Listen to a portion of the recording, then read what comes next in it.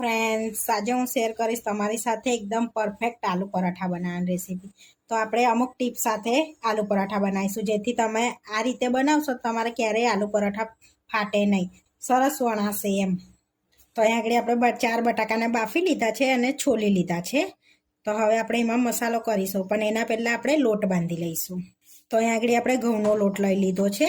તો અહીંયા 1 કપ લીધો છે ને આ બીજો 1 કપ, તો 2 કપ આપણે ઘઉંનો લોટ લીધો છે। તો અહીંયા લોટ આપણે ચારીને લઈ લીધો છે। સ્વાદ પ્રમાણે મીઠું એડ કરીશું। હવે એની અંદર મોવણ માટે આપણે તેલ એડ કરીશું, તો 1 પરી જેવું તેલ એડ કરીએ છીએ। તો હવે આપણે મિક્સ કરી લઈશું અને લોટ બાંધી લઈશું। તો મેં આગળ પણ આલુ પરાઠાની રેસીપી શેર કરી છે, પણ મેથી આલુ પરાઠાની રેસીપી શેર કરી છે। આજે આપણે આલુ પરોઠા બનાવીશું।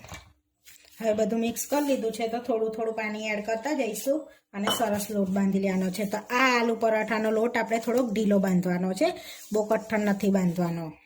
તો બહુ કઠણ બાંધશો તો પછી એ આલુ પરોઠા ફાટી જશે, એટલે મીડિયમ લોટ બાંધવાનો છે આપણે। તો હજુ થોડુંક પાણી એડ કરીશું આપણે આ રીતે, અને સરસ લોટ બાંધી લઈશું। તો આ રીતે આપણે લોટ બાંધવાનો છે અને થોડોક ઢીલો કરવાનો છે। તો ટીપ નંબર 1 છે આ, તો ઢીલો લોટ બાંધવાનો। એ બહુ કઠણ બાંધશો તો આલુ પરોઠા સારા નહીં બને। તો થોડું થોડું પાણી એડ કરવાનું છે અને સરસ એવો લોટને બાંધી લેવાનો છે આ રીતે। તો સરસ આપણો લોટ બી સોફ્ટ થઈ જશે અને પલળી પણ જશે, એ રીતે આપણે આ રીતે સરસ એવો લોટ બંધાઈ ગયો છે। તો જોઈ શકો છો, તો આટલો લોટ બાંધવામાં આપણે 1 ગ્લાસના પાણીની જરૂર પડી છે, એમાંથી 1 ચમચી જેવું જ બચ્યું છે। તો એ રીતનું આપણે પાણી એડ કરવાનું છે। તો આ રીતનું આપણે ઢીલો રાખીશું લોટને, જોઈ શકો છો। 1 ચમચી તેલ એડ કરીશું આપણે। તો હવે કેળવી લેવાનો છે લોટને, સરસ એવું આ રીતે મિક્સ કરી લઈશું।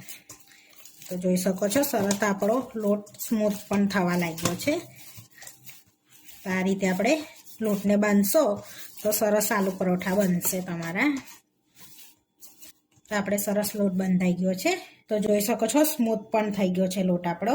તો હવે પૂરણ બનાવી લઈશું, અંદર ભરવાનું સ્ટફિંગ, અને રેસ્ટ આપીશું ત્યાં સુધી। બટાકાને આપણે પાવભાજી મેસરથી મેશ કરી લઈશું આ રીતે। તો સરસ એવા મેશ કરી લેવાના છે, જેથી અંદર આપણે ગાંગડા ના રહે।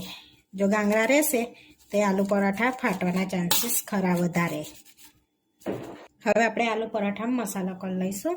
તો અહીંયા સ્વાદ પ્રમાણે મીઠું એડ કરીશું, તીખાસ પ્રમાણે લીલા મરચાં એડ કરીશું। હવે ચપટી હળદર એડ કરીશું, 1 ચમચી ધાણા જીરું પાવડર એડ કરીશું। હવે 1 ચમચી ગરમ મસાલો એડ કરીશું આપણે, 1 ચમચી લાલ મરચું એડ કરીશું, 1 વાડકી ધાણા એડ કરીશું। હવે આપણે એની અંદર 1 ડુંગળી સૂકી એડ કરીશું, તો પણ થોડીક આપણે એને સાતળીને એડ કરીશું। હવે અહીંયા આગળ વઘાર્યામાં 1 ટેબલ સ્પૂન આપણે તેલ લઈ લઈશું।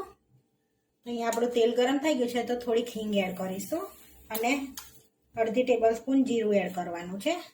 અહીંયા જીરાને તતડવા દઈશું। તો તમારે ના એડ કરવું હોય તો સ્કીપ પણ કરી શકો છો જીરુંને। હવે ડુંગળી એડ કરી દેવાની છે આપણે। તો આ રીતે ડુંગળી સાતળીને એડ કરશો ને તો આલુ પરોઠાનો સ્વાદ 100 ગણો વધી જાય છે, એટલે ટેસ્ટમાં સારા લાગે છે આલુ પરોઠા। તો 2 થી 3 મિનિટ આપણે એને સાતળી લઈશું, એટલે ફટાફટ સતળાઈ જશે ડુંગળી। તો હવે 2 થી 3 મિનિટ થઈ ગઈ છે અને ડુંગળી બી આપણી સરસ સાતળાઈ ગઈ છે। હવે એ ડુંગળી અંદર એડ કરી દેવાની છે આપણે મસાલામાં, બટાકાના માવામાં। તો આની અંદર તમે સૂકું લસણ પણ એડ કરી શકો છો। તો આ રીતે સાતળીને જ એડ કરી દેવાનું છે। હવે મિક્સ કરી લઈશું આપણે સરસ એવું બધું। તો હાથેથી જ મિક્સ કરવાનું છે, પણ ડુંગળી ગરમ છે ને એટલે આપણે ચમચીથી મિક્સ કરીએ છીએ। નંબર 2, તો આપણે છે ને જ્યારે બી આ માવો મસાલાનો આલુ પરાઠાનો માવો ઢીલો થઈ જાય ને ત્યારે આપણે કોરા પૌવા એડ કરવાના છે। તો 2 ટેબલ સ્પૂન જેટલા કોરા પૌવા એડ કરીશું આપણે આ રીતે। પછી બધું મિક્સ કરી દઈશું સરસ એવું। તો તમે પૌવા ને તો બધું ઢીલો માવો હોય ને તો પાણી બધું એ સોખી લે છે। તો આપણો માવો સરસ એવો ડ્રાય કરી દે છે, એટલે પૌવા એડ કરવાના। તો બધું મિક્સ કરી દઈશું અને આપણે એને પલળવા દઈશું થોડી વાર, એટલે આપણો માવો થોડોક કઠણ હશે અને લોટ થોડોક ઢીલો હશે ને તો આપણા આલુ પરોઠા એટલા જોરદાર બનશે અને વણશો ને ત્યારે પણ એ ફાટે નહીં। તો આપણે સરસ બધું મિક્સ કરી દેવાનું છે। અને તમારે ચટપટા બનાવવા હોય તો લીંબુ અને થોડીક દરેલી ખાંડ પણ એડ કરી શકો છો। તો આપણે અહીં આગળ થોડાક તીખા ને એવા બનાવ્યા છે અને બજાર જેવા થશે એકદમ. તો જોઈ શકો છો આપણો એકદમ આમ ડ્રાય લાગે છે બટાકાનો માવો. નહીં તો ઘણાને બધો આમ માવો ઢીલો ઢીલો હોય છે, બધાને ઘણાને અમુક માવો ઢીલો ઢીલો હોય છે. તો આપણે હવે 10 મિનિટ ખાલી રેસ્ટ આપીશું. તો ઢાંકીને 10 મિનિટ રેસ્ટ આપી દઈશું. હવે 10 મિનિટ થઈ ગઈ છે આપણે. તો જો સરસ આપણો ડ્રાય જ છે, હજુ પણ ઢીલો નથી થઈ ગયો. તો આમાં અહીં આપણે બોલ્સ વાળી લેવાના છે. તો આ રીતે આપણે બોલ્સ વાળી લઈશું. તો તમારા હાથે પણ નથી ચોટતો આ પ્રોસેસ કરવાથી. તમે આ મારી રેસીપી ટ્રાય કરશો ને તો તમને બહુ જ આમ ગમશે આલુ પરોઠા બનાવવાનું, કે તમારે આલુ પરોઠા બનાવવા જ છે એમ. તો આપણે બોલ્સ પણ વારી લીધા છે. હવે વણી લઈશું. લોટને બી રેસ્ટ આપે આપણે. તો સરસ આપણો લોટ પણ પલળી ગયો છે, જોઈ શકો છો. તો આ રીતનો લોટ રાખવાનો છે આપણે. હવે આમાં અહીં પણ એક બોલ્સ આ રીતના વાળી લઈશું આપણે. હવે આપણે અટામણમાં કોટ કરી લઈશું ગુલ્લાને પહેલાં, અને થોડોક વણી લેવાનો છે. આપણે વણી લઈશું. તો હવે આ રીતની વણી લીધી છે. તો આ રીતનો માવો રાખી લઈશું એનો બોલ્સ. પછી આ રીતે આપણે પેક કરી લેવાનો છે એને. હવે આપણે વધારાનો લોટ કાઢી લીધો છે. હવે આ રીતે પ્રેસ કરીને સરસ કોટ કરી લઈશું લોટમાં. આ રીતે કોટ કરીને વણી લઈશું. આ રીતે વણીશું આપણે. તો આ રીતે વણવાના છે. તો તમારા આલુ પરોઠા ફાટે જ નહીં. આપણે વણી લીધા છે. તો તમારે હજુ બી પાતળા કરવા હોય તો પણ થઈ શકશે. તો આપણે આટલો થીક રાખ્યો છે. તો જોઈ શકો છો સરસ એવો આપણો આલુ પરોઠો રેડી થઈ ગયો છે વણાઈ. હવે આપણે શેકી લઈશું.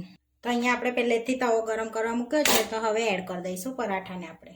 હવે એક બાજુ શેકાઈ ગયો છે તો પલટાઈ લઈશું આપણે. તો હવે આપણે એની પર તેલ એડ કરીશું. આ રીતે તેલ લગાડી લઈશું. તો આ રીતે બધી બાજુ લગાડીને ફરી પલટાઈ લઈશું અને ફરી તેલ લગાડી દઈશું આ રીતે. તો જોઈ શકો છો સરસ એવો આપણો આલુ પરાઠો ફૂલી ગયો છે. જો તો કડક કરવો હોય તો ધીમા તાપે એને શેકવાનો. સરસ બેવપા એવો કડક થઈ જશે અને થોડોક લાલ થવા દેવાનો. તો હવે આપણે વેપા શેકાઈ ગયો છે. તમારે બટર પણ એડ કરવું હોય તો બટર બી એડ કરી શકો છો. હવે આપણે બીજો પણ શેકી લઈશું. તો જોઈ શકો છો બીજો પણ સરસ એવો દડા જેવા ફૂલીને આપણા રેડી થઈ ગયા આલુ પરોઠા. તો હવે પ્લેટમાં આપણે સર્વ કરી લઈશું. તો અહીંયા આપણે આલુ પરોઠા લઈ લઈશું. જો તો ખોલીને બતાડો તો સરસ એવું સ્ટફિંગ બધે આપણે એડ થઈ ગયું છે આ રીતે. તો આપણા આલુ પરોઠા બનીને રેડી થઈ ગયા છે. તો દહીં સાથે આપણે સર્વ કરીશું. હવે દહીંમાં થોડુંક લાલ મરચું એડ કરીશું, ચપટી મીઠું એડ કરીશું. તો આપણા આલુ પરોઠા બનીને રેડી થઈ ગયા છે. આવા વિડીયો જોવા માટે મારી ચેનલને સબસ્ક્રાઈબ કરો, લાઇક કરો અને શેર કરો. અને તમે જરૂરથી ટ્રાય કરો. ફરી મળીશું નવા વિડીયોમાં. અને કોમેન્ટ કરીને જરૂરથી જણાવજો કે તમને આ મારી રેસીપી કેવી લાગી.